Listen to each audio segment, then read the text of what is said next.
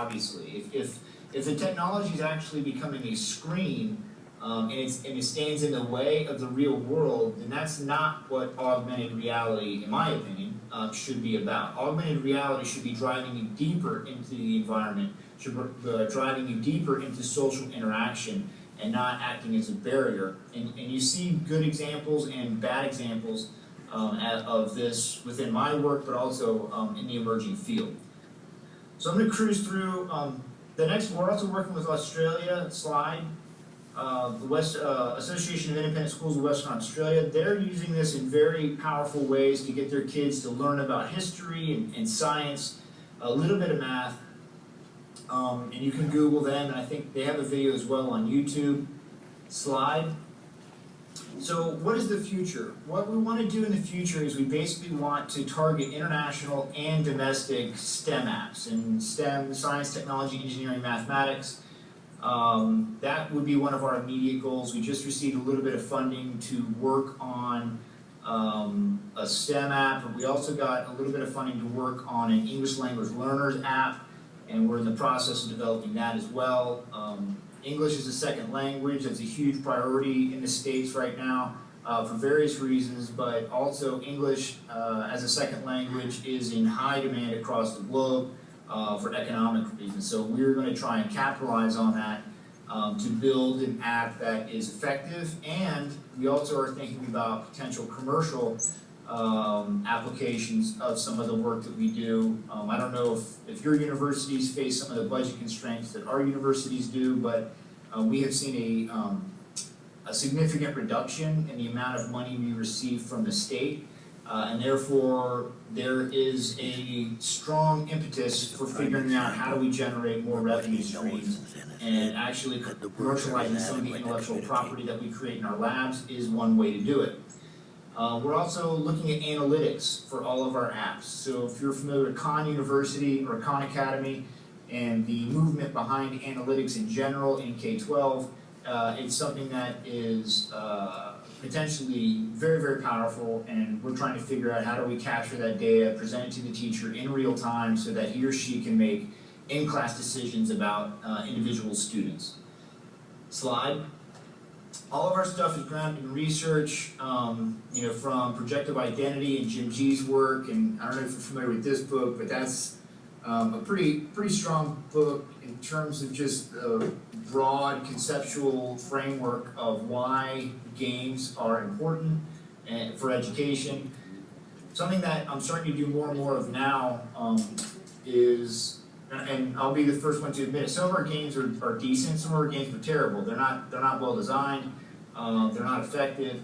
And one thing that you may be familiar with is the concept of chocolate-covered broccoli. And I don't know if you've heard of that term. Yeah, sorry, I can't see you guys, so you got to give me some audio cues. So yeah, I mean the whole game-based learning, most of it's not that good, right? I mean, there's a lot of, if you look at popular games, you look at Call of Duty, Halo, Candy Crush Saga, both console-based games and mobile-based games, they're amazing. I mean, they are amazing on multiple levels. They're amazing on their graphic content and presentation.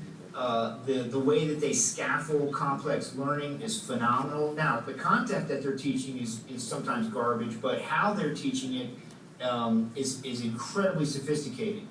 If you look at educational games, on the other hand, most of the time the games are not that effective and not that fun, and hence the metaphor of chocolate-covered broccoli.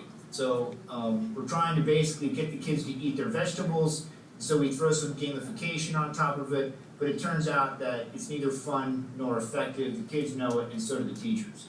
So one way to avoid that is we need to start, I think, as game designers and educators, we need to start looking at intrinsic motivation literature. And one of the more instructive taxonomies that I've found is a paper written by Maloney and Lepper in '87, where they actually give a taxonomy for what makes something intrinsically motivating. In other words, what makes something engaging, what makes something fun. And what I started to do is go back and analyze popular games as well as some of our own games and see how well we align with that taxonomy. And if you do that exercise, if you use that taxonomy and analyze a game such as Candy Crush Saga, which is the top grossing game on iOS, Android, and Facebook right now, it aligns perfectly. That is not by accident. That is not by accident that game is extremely engaging. And there's other various theoretical frameworks that we use for backwards design and learning science, as well as obviously the research on the efficacy of gaming. Slide. So one of the things that we try to do is we create a pipeline. As I mentioned, we're focused on game design, but really game design is just a vehicle for my higher responsibility, which is to prepare my students and give them an education so that they can actually find fulfilling careers. And so one of the things that we try to do is we create a sustainable and scalable pipeline for production. So if you look at stage 1, we actually start working in high school programming classes. Stage 2, those students will matriculate into the local community college. In this case, New River Community College is our local community college. And in that, they'll start taking gaming classes, they'll start taking coding classes and art classes. And then those students will matriculate into Radford University, which is where I work. They'll work in my lab. The entire time, they're learning skill sets, and they're building upon those skill sets, becoming more sophisticated. And while they're doing so, they're creating these games. They're creating apps that go into stage 4, which is the local K-12 school system. The local K-12 school system will basically focus group our games, tell us what they like, what they don't, and kids are brutal. And we'll then take that feedback, put it back into the pipeline, revise our games, and the process starts again. So this is a really important piece, I think, for what we do as professors, as researchers and developers, is to think about models of production that scale and can sustain themselves. Slide, and you can go skip to slide 35. So I've already mentioned the collaborators and partners. We work with people across the states, as well as internationally. We're working with one partner in Australia. Slide. We've had a fair amount of media coverage, which has been great for our students as well as for my lab. We actually had the honor of hosting the former Chief Technology Officer of the country. Anish Chopra came to visit us.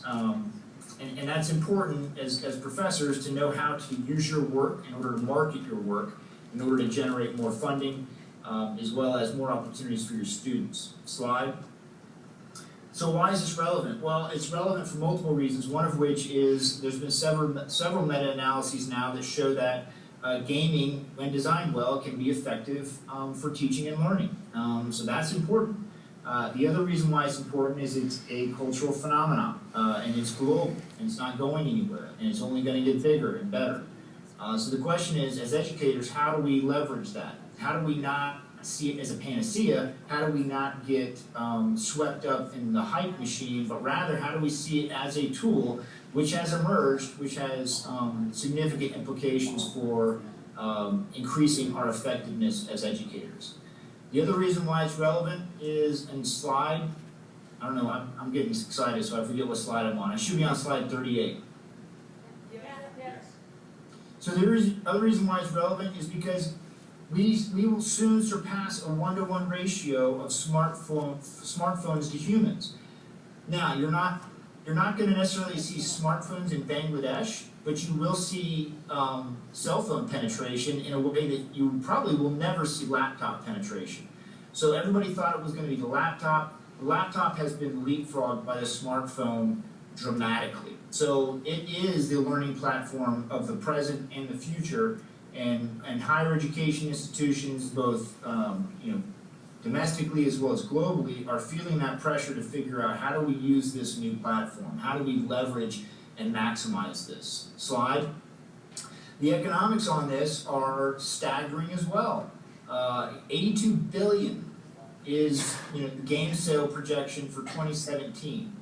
Mobile gaming is projected to be 12 billion.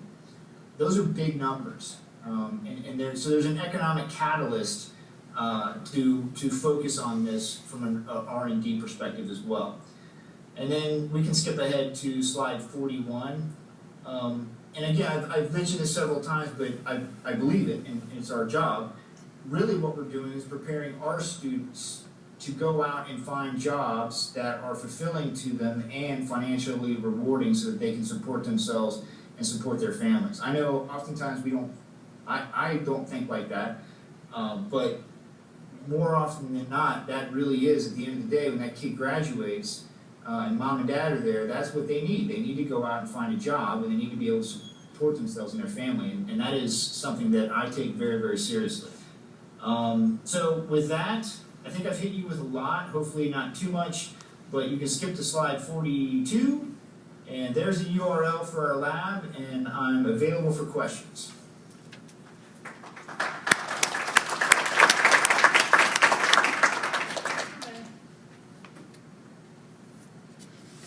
Is there any way to get video back so I can see you guys?